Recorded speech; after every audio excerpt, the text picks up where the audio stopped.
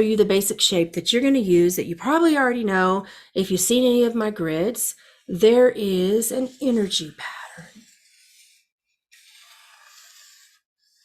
What am I doing here? Samantha, you've been working on grid patterns for years. What am I doing here? What am I creating here? Right?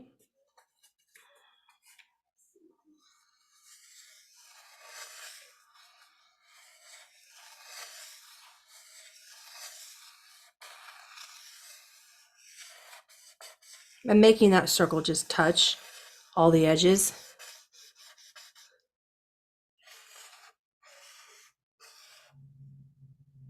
Right? These are energy patterns. This is the secret energetically behind every grid that I've ever done. You're welcome. Look like a starfish. Right. 4 directions. Absolutely. Right. So then we're going to understand that we're working with what does the triangle represent in rituals, and all 3 of the rituals that we're sharing today, or categories rather. We're going to share a bunch of different rituals for every category. This shape is the basis of all of them. So why do we work with a triangle in the center? Anybody? Anybody know why we work with the triangle in the center? The power of 3. Absolutely. The power of 3, body, mind, spirit, body, mind, soul, past, present, future. What else can we go towards? Spiritual, physical, mental, conscious, subconscious, superconscious. I could keep going and going and going. Humans learn by understanding things in patterns of 3. The things that they think they know, they call the past.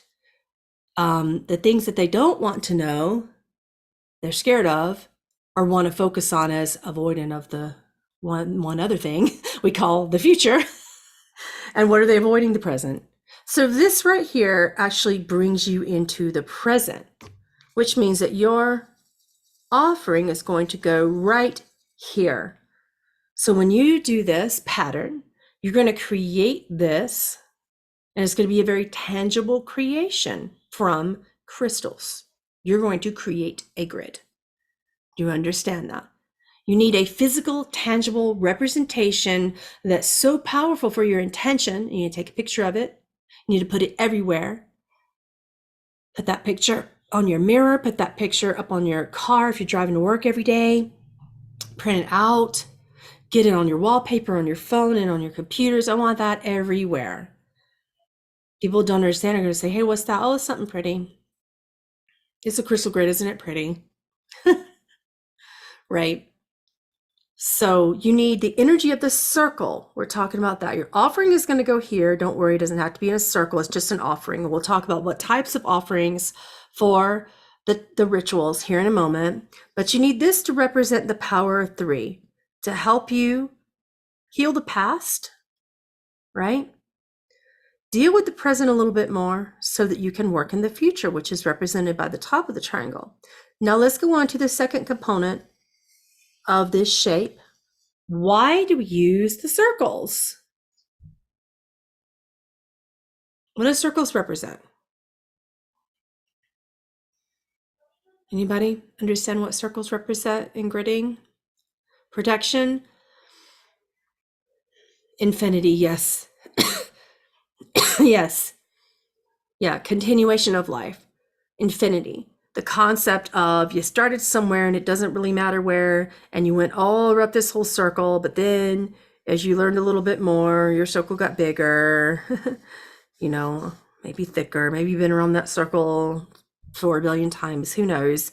But it's the continuation of what you're doing in your karma and the potential of what you might want to create, which we will call your dharma.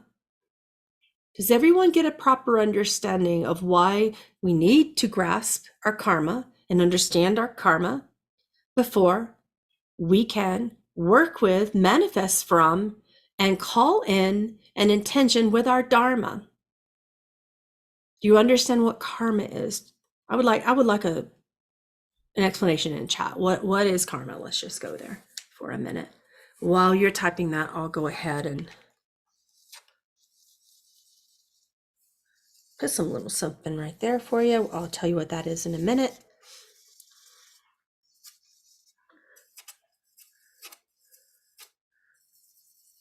Okay, there you go. Yeah, it's like even more funky, huh? Like a flattened out starfish on a trampoline. Cause and effect? Kind of. That's what it does. That's the mechanics of it. Creating the experience of what you project? Kind of. You do that. It happens that way. Karma is creative. Lessons, if you choose to perceive it that way, I'd say yes, but people think about lessons and they think, I'm done with that lesson. I don't want to learn that anymore. Or I like that lesson. Let's do it again. Yes, Adama. Karma is energy in motion. Yes, energy without boundaries in motion. Right. So when you work with the energy of what you've been creating and you understand that what you think creates what you feel creates what you speak or write, what you speak or write creates what you do. And you understand that those thoughts and feelings are also not you, but yet you understand that they have a cause somewhere up in this infinite loop, and they have an effect, which is represented by all of these dots. So these dots ultimately create their own experience. We will call these experience dots. Don't worry, that's not actually what they're called. I just made that up for fun. That's where you're going to place your candles and stuff. But that's how karma works. You will branch off from that and you will create little things based upon that, other little perceptions of life called relationships. And relationship, we can get on that concept. Most people think it's about, whoever you're in love with or married to or whatever. What I think of it is this jar holds all the energy of this tea in here. So the water does something with the jar. It has a relationship. They have a cause and effect together. They work together. So relationship isn't actually people, it's a container for what you're doing with the energy of two or more. A relationship is a container for growth. That's the only thing a relationship is. So that means that when you're working in ritual magic and you understand this, you're going to place your offering here. You're going to cast your circle here. You have to cast a circle, which means that whether you walk around your grid table or your desk or your floor, whether you are facing due north from wherever you are, and you visualize yourself walking around, whether you take a wand and you move it around behind you and go back up to north, you're going to do that sunwise 3 times. Once you place your offering, light all of your candles, you're going to either walk around your circle 3 times sunwise. Does everyone know what I mean by sunwise? Sunwise, sunwise, not rise, wise, sunwise. Sunwise is if you are in the Americas and in the northern continents, because of the way the sun rises for you, when you walk around it, that is clockwise. You're going to go to the right. It's probably not helpful for you right now. I'm going to confuse you because you probably are seeing that the opposite side if the camera is right. Okay. So you're going to go like that. You're going to go to the right. And if you are in the southern continents of the world, you're going to go counterclockwise, which will be your left. Okay? You're going to go from your left. All right? And you're going to do that 3 times. Druids believes you always start in the east from wherever you are, right? So you would go back this way once, twice, 3 times. If you don't have a wand, Guess what? You do now. Any crystal, particularly quartz, are great wands. You can program an intention into this particular type of crystal very, very easily by developing a relationship with the crystal, right? There's so many crystals that work well for wands. I like pointers, but so many people use so many different things that it's all about your personal preference, okay? What I like, what is a good wand for me, is something that fits in my hand like a pencil. So this is my wand for casting, one of them. I have like a zillion of them. This is my wand. It's double pointed for healing. Notice she has a little spot right there for my finger. I recently picked her out. She's great. But do you notice that with both of them, there is something that I have in common?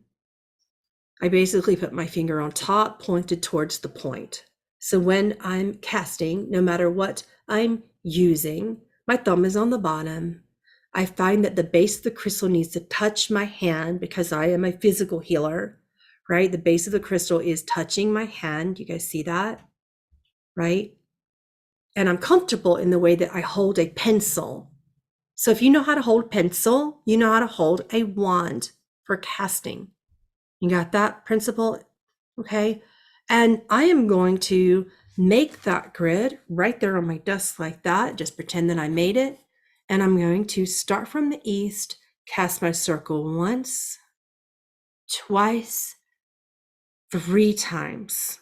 That activates the triangle in the center of the grid. Do you understand?